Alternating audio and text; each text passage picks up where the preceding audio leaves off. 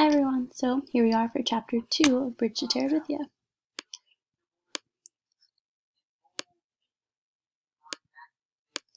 So, Chapter 2 is called Leslie Burke. Ellie and Brenda weren't back by 7. Jess had finished all the picking and helped his mother can the beans. She never canned except when it was scalding hot anyhow, and all the boiling turned the kitchen into some kind of hellhole. Of course, her temper had been terrible, and she had screamed at Jess all afternoon and was now too tired to fix any supper. Jess made peanut butter sandwiches for the little girls and himself, and because the kitchen was still hot and almost nauseatingly full of bean smell, the 3 of them went outside to eat. The U-Haul was still out by the Perkins place. He couldn't see anybody moving outside, so they must have finished unloading. "I hope they have a girl, 6 or 7, said Maybelle. "I need someone to play with." "You've got Joyce Ann." "I hate Joyce Ann. She's nothing but a baby." Joyce Ann's lip went out. They both watched it tremble, then her pudgy body shuddered, and she let out a great cry. "Who's teasing the baby?" his mother yelled out the screen door. Jess sighed and poked the last of his sandwich into Joyce Ann's open mouth. Her eyes went wide, and she clamped her jaws down on the unexpected gift. Now, maybe he could have some peace. He closed the screen door gently as he entered and slipped past his mother, who was rocking herself in the kitchen chair watching TV. In the room he shared with the little ones, he dug under his mattress and pulled out his pad and pencils. Then, stomach down on the bed, he began to draw. Jess drew the way some people drink whiskey. The piece would start at the top of his muddled brain and seep down through his tired and tensed-up body. Lord, he loved to draw. Animals, mostly. Not regular animals like Miss Bessie or the chickens, but crazy animals with problems. For some reason, he liked to put his beasts into impossible fixes. This one was a hippopotamus just leaving the edge of a cliff, turning over and over. You could tell by the curving lines in the air towards the sea below, where surprised fish were leaping goggle-eyed out of the water. There was a balloon over the hippopotamus, where his head should have been, but his bottom actually was. Oh, it was saying, "I seem to have forgot my glasses." Jessie began to smile. If he decided to show it to Maybelle, he would have to explain the joke. But once he did, she would laugh like a live audience on TV. He would like to show his drawings to his dad, but he didn't dare. When he was in 1st grade, he had told his dad that he wanted to be an artist when he grew up. He'd thought his dad would be pleased. He wasn't. "What are they teaching you in that damn school?" he had asked. "Bunch of old ladies turning my only son into some kinda—" He had stopped on the word, but Jess had gotten the message. It was one you didn't forget, even after 4 years. The devil of it was that none of his regular teachers ever liked his drawings. When they'd catch him scribbling, they'd screech about wasted paper, wasted time, wasted paper, wasted ability, except Miss Edmonds, the music teacher. She was the only one he dared show anything to, and she'd only been at school 1 year, and then only on Fridays. Miss Edmonds was one of his secrets. He was in love with her. Not the kind of silly stuff Ellie and Brenda giggled about on the telephone. This was too real and too deep to talk about, even to think about very much. Her long, swishy black hair and blue eyes. She could play the guitar like a regular recording star, and she had this soft, floaty voice that made Jess squish inside. Lord, she was gorgeous, and she liked him too. One day, last winter, he had given her one of his pictures, just shoved it into her hand after class and run. The next Friday, she had asked him to stay a minute after class. She said he was unusually talented, and she hoped he wouldn't let anything discourage him, but would keep it up. That meant Jess believed that she thought he was the best. It was not the kind of best that counted either at school or at home, but it was a genuine kind of best. He kept the knowledge of it buried inside himself like a pirate treasure. He was rich, very rich, but no one could know about it for now, except his fellow outlaw, Julia Edmonds. "Sounds like some kind of hippie," his mother had said when Brenda, who had been in 7th grade last year, described Miss Edmonds to her. She probably was. Jess wouldn't argue that, but he saw her as a beautiful wild creature who had been caught for a moment in that dirty old cage of a schoolhouse, perhaps by mistake. But he hoped He prayed she'd never let loose and fly away. He managed to endure the whole boring week of school for that 1.5 hour on Friday afternoons when they'd sit on the worn-out rug on the floor of the teacher's room. There was no place else in the building for Miss Edmonds to spread out all of her stuff and sing song like My Beautiful Balloon, This Land is Your Land, Free to Be Me, You and Me, Blowing in the Wind, and, because Mr. Turner, the principal, insisted, God Bless America. Miss Edmonds would play her guitar and let the kids take turns on the auto harp, the triangles, cymbals, tambourines, and bongo drum. Lord, could they ever make a racket?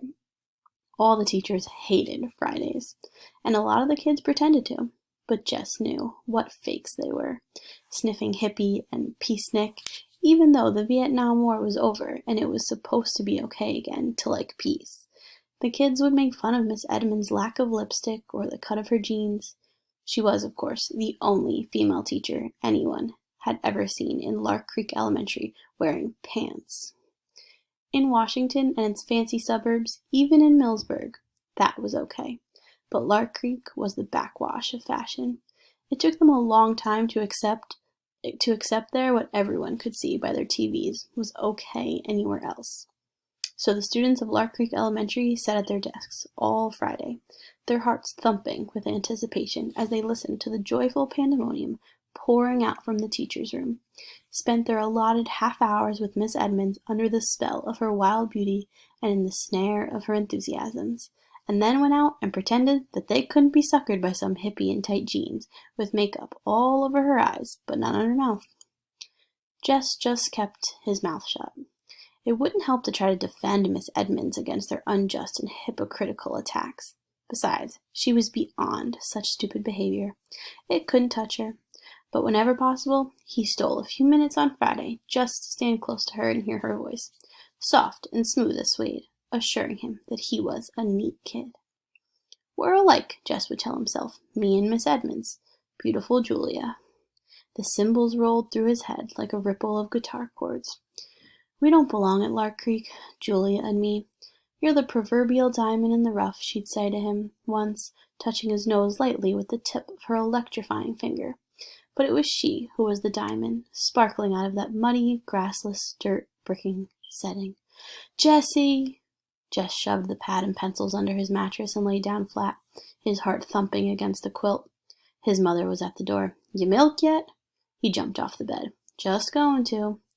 He dodged around her and out, grabbing the pail from beside the sink and the stool from beside the door, before she could ask him what he had been up to. Lights were winking out from all 3 floors of the old Perkins place.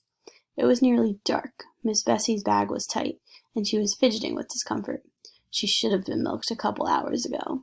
He eased himself onto the stool and began to tug. The warm milk pinged into the pail. Down on the road, an occasional truck passed by with its dimmers on. His dad would be home soon, and so would those cagey girls who managed somehow to have all the fun and leave him and their mother with all the work.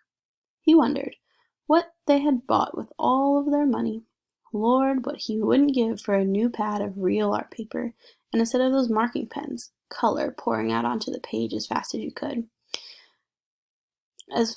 think it. Not like stubby school crayons where you had to press down until somebody bitched about you breaking them.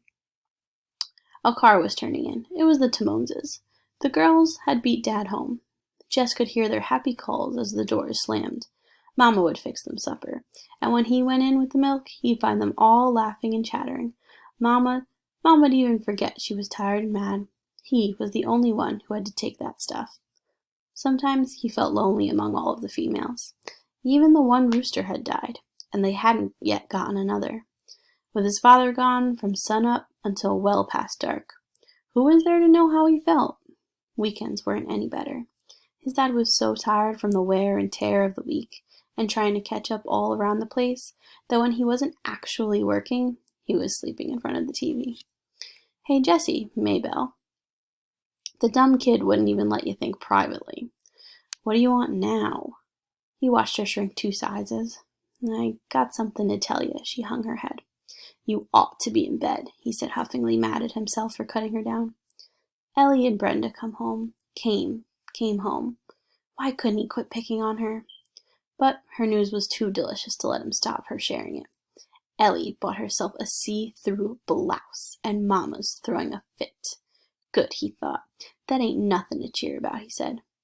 Burippity, burippity, burippity. Daddy, Maybelle screamed with delight and started running for the road. Jess watched his dad stop the truck, lean over to unlatch the door so Maybelle could climb in. He turned away.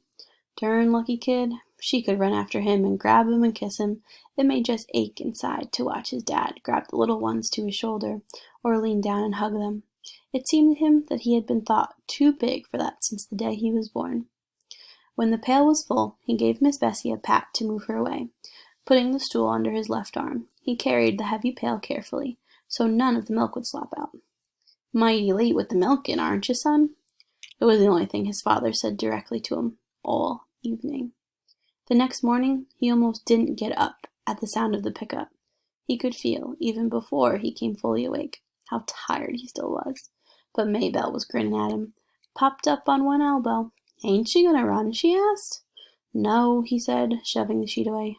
"I'm gonna fly." Because he was more tired than usual, he had to push himself harder. He pretended that Wayne Pettis was there, just ahead of him, and he had to keep up. His feet pounded the uneven ground, and he thrashed his arms harder and harder. He'd catch him. "Watch out, Wayne Pettis," he said between his teeth. "I'll get you. You can't beat me." "If you're so afraid of the cow," the voice said, "why don't you just climb the fence?" He paused in midair like a stop-action TV shot and turned, almost losing his balance, to face the questioner, who was sitting on the fence nearest the old Perkins place, dangling bare brown legs. The person had jaggedy brown hair cut close to its face, and wore one of those blue undershirt-like tops with faded jean cut off above the knees. He couldn't honestly tell whether it was a girl or a boy. "Hi," he or she said, jerking his or her head toward the Perkins place. "We just moved in." Jess stood where he was, staring. The person slid off the fence and came towards him. "I thought we might as well be friends," it said. "There's no one else close by." Girl, he decided. Definitely a girl. But he couldn't have said why, he was suddenly sure. She was about his height, not quite though. He was pleased to realize as she came nearer. "My name's Leslie Burke." She even had one of those dumb names that could go either way, but he was sure now that he was right. "What's the matter? Huh? Is something the matter?" Yeah, no." He pointed his thumb in the direction of his own house, and then wiped his hair off his forehead. "Jess Aarons. Too bad Maybelle's girl came in the wrong size." "Well, well," he nodded at her. "See ya." He turned towards the house. No use trying to run any more this morning. Might as well milk Bessie and get that out of the way. "Hey!" Leslie was standing in the middle of the cow field with her head tilted and her hands on her hips. "Where are you going?" "I got work to do," he called back over his shoulder. When he came out later with the pail and stool, she was gone. And stay tuned for Chapter 3. I hope you enjoy.